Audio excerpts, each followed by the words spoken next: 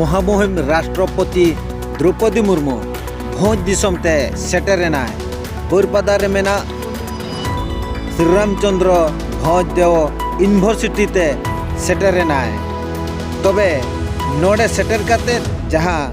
भाषण एमे तहें उन जो लाइन सेनेना माने करंट सेनेना तो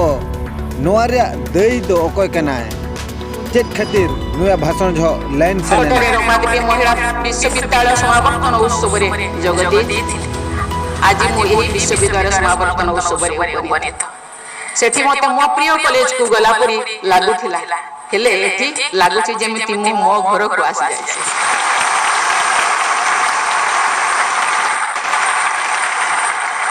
मयूरभंज माटी मो जन्म माटी मु मयूरभंज रे झियो यहा मोर प्रथम परिचय ए माटी को मु नमस्कार करूची मु एठी गोटी कथा बने रखुची अंधार जेति की आलोक सेति की एही जे जहन बन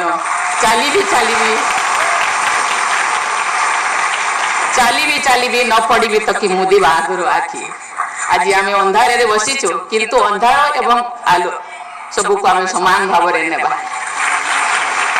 प्रदान करूची ए विश्वविद्यालय प्रशंसा सुनी ए आलोक मध्य आसुची जाउची स्या सही बारू